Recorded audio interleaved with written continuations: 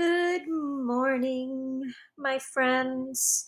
Today we're going to move on to Lesson 5, Chapter 10, Lesson 5. So if you open up your workbooks to page 595, we'll start here. We're going to continue to work on fractions. And this is showing us fractions on a number line.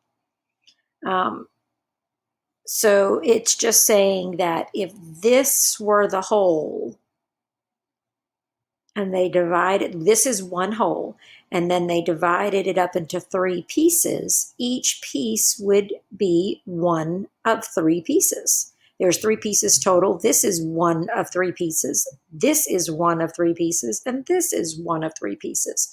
So each one is 1/3, or one of three pieces.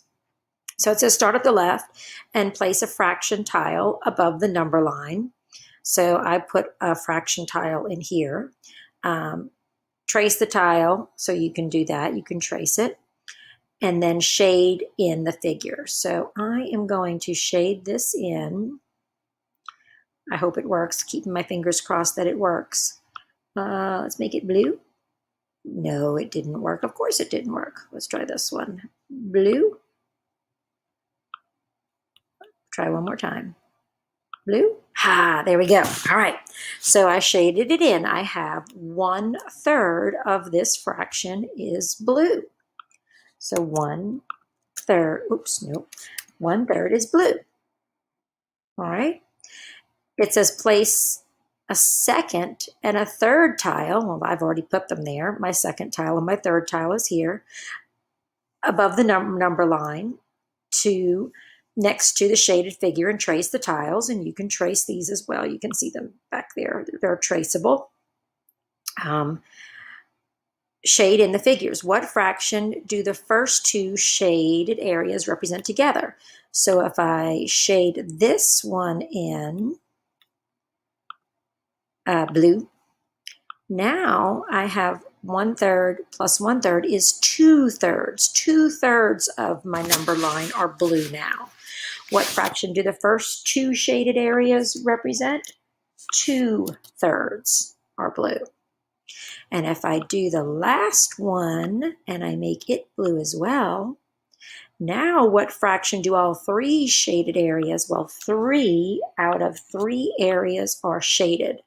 3/3. So that means the whole, all, one. The one whole area is now shaded. 3 parts of 3 parts are shaded. So the whole thing. How many parts does each fraction represent? 1/3 is 1 part. 2/3 is 2 parts. 3/3 are 3 parts. Okay? Let's look at the next page, 596. All right, so we have another number line down here. It's starting at 0. And I put some arrows in here so that you can see. It says one end point. Let's see, look. Okay.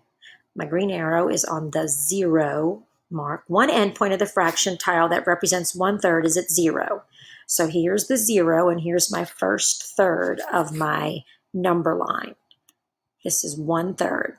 So the first line represents 0, and it says make a tick mark on the number line to show the other endpoint of the 1/3 fraction. So here's the other endpoint of 1/3. Here's the beginning, and here's the end of 1/3.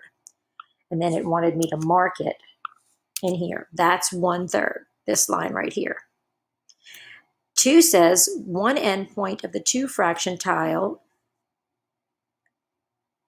that represents 2/3 is at 0. So now 2/3 begins here and ends here. The 2/3 line begins in the same place as the 1/3 line, because in order to be 2/3, it has to be this one plus this one. So the beginning of 2/3 is at the 0 mark, and the end of 2/3 is over here under this red arrow. 2/3. And if I wanted to put another arrow at the very end, it would represent 3/3. And a 3/3 line would begin here at the 0 and end all the way over here at the end of the number line. That would be 3/3. Okay?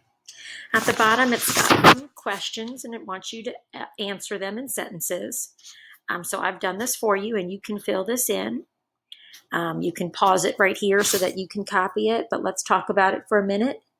Where would you place the tick mark for the fraction 3/3? Explain. Well, that's what we just talked about. We would put the tick mark at the 0 would be the beginning, and all the way down here would be the end.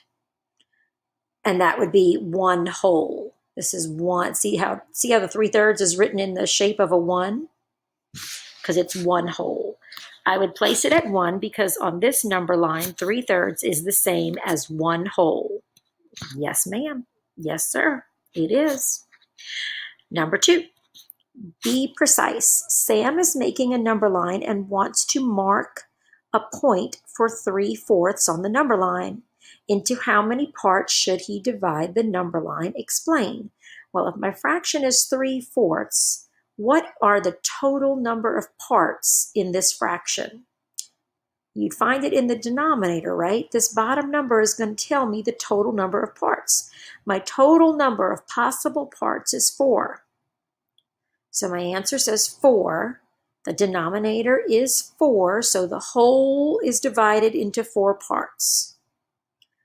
The whole is divided into 4 parts. And in this one, we're saying that we're showing 3 out of 4 of the parts. Our fraction is 3/4. Okay, number 3. Suppose Lisa makes a number line from 0 to 1. Then she divides the number line into 8 parts. All right, so now we know that our denominator is 8. What 7 fractions will she place at each tick mark between 0 and 1? Well, the first one will be 1/8, then 2/8, 3/8, 4/8, 5/8, 6/8, 7/8. So the 0 would be over here. And what's going to be over here? It could say 8/8 or 1.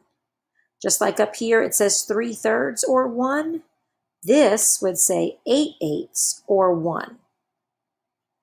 All right. So you guys can go on and do pages 597 and 598 on your own.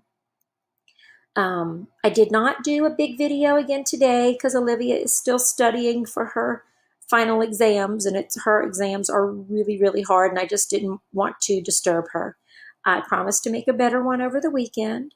I did, however, order a surprise for you guys online, and it's a science lab that we can do together, and I'll do it here, and I'll just take lots of videos, and that'll be what I add and what I share with you. The surprises at the end will be updates on our lab and how it's coming along. So one part came in today. I ordered it a few days ago, but the one part came in today, and then I had to order a second part today. And I'm not really sure when it comes in. I hope it comes in by Monday so that I can share it with you. Well, I guess it would have to come in on Sunday, maybe Saturday. I don't know. We'll have to see. I don't know. But whatever it is, I will share a little piece of it with you for the Monday video. Whatever I have, I'll share with you then. In the meantime, go ahead and work on 597 and 598, and then have a wonderful weekend. I will send you corrections on Friday for all the work you've done this week. All right, guys, be good.